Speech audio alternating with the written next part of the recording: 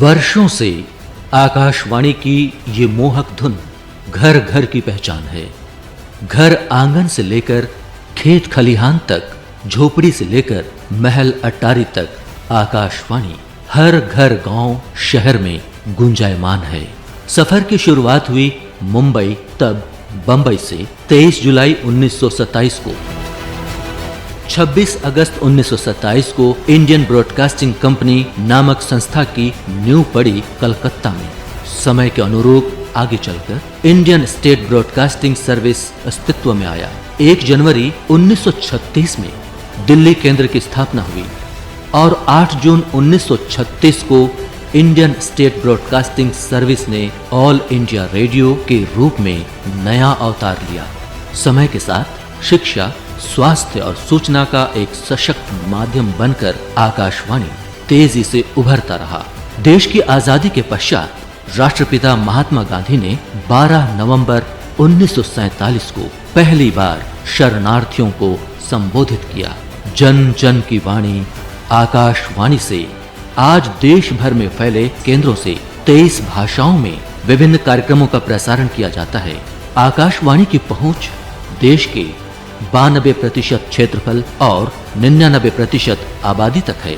आकाशवाणी ने भारत के सांस्कृतिक विरासत को बड़े ही जतन से सहेज कर रखा है।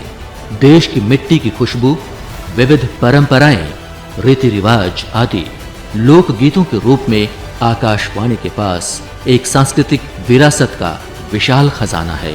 आकाशवाणी ने समय समय पर विभिन्न कालखंड के सुविख्यात कलाकारों, साहित्यकारों, स्वतंत्रता सेनानियों, आध्यात्मिक गुरुओं, ऋषि मुनियों आदि की जीवन गाथाओं को वार्ताओं, रूपकों और नाटकों के जरिए जीवंत करता रहा है। गीत संगीत आकाशवाणी का एक अभिन्न अंग रहा है। संगीत सम्मेलन की शुरुआत 20 जुलाई 1954 से हुई, जो निरंतर चल रहा है। रेडियो को श्रोताओं के और ज्यादा करीब लाने और उन्हें जोड़ने के लिए फिल्मी और गैर फिल्मी गीतों का प्रसारण भी अहम हिस्सा रहा है।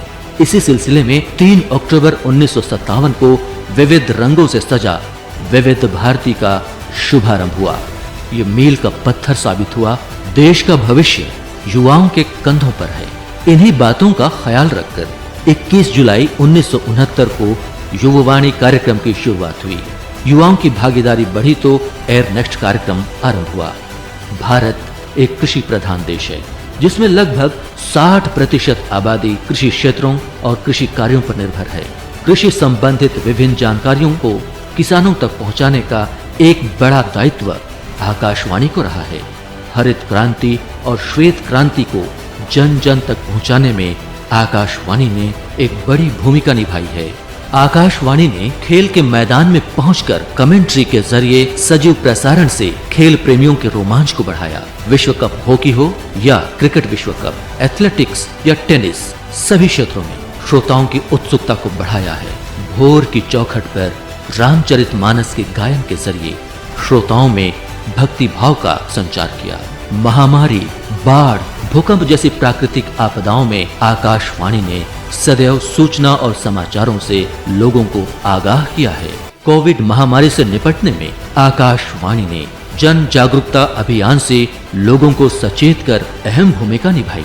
आकाशवाणी जन जन की वाणी तो है ही, मगर इसे और भी ज्यादा लोकप्रिय बनाया हमारे माननीय प्रधानमंत्री श्री नरेंद्र मोदी जी ने। श्री नरेंद्र मोदी जी पहले ऐसे प्रधानमंत्री हैं जो अपने मन की बात तो करते ही हैं, साथ में देशवासी भी उनसे सीधे जुड़ते हैं, उनसे संवाद करते हैं। हर महीने के आखिरी रविवार को देशवासियों को बेसब्री से प्रधानमंत्री के मन की बात का इंतजार रहता है। आजादी के सफर में जो स्वतंत्रता सेनानी साथ चले और शहीद हुए, उन्हें भावभीनी श्रद्धांजलि अर्पित करते हुए उनकी वीर गाथा आकाशवाणी के विभिन्न कार्यक्रमों के माध्यम से जन जन तक पहुंच रही है। नई तकनीक और नित्य नए कार्यक्रमों से आकाशवाणी में निरंतर नए आयाम जुड़ रहे हैं और आकाशवाणी समृद्ध हो रही है। आकाशवाणी अपने आदर्श वाक्य बहुजन हिताय बहुजन सुखाय को चरितार्थ करते हुए सदैव अग्रसर है। तो जुड़े रहिए आकाशवाणी के संग।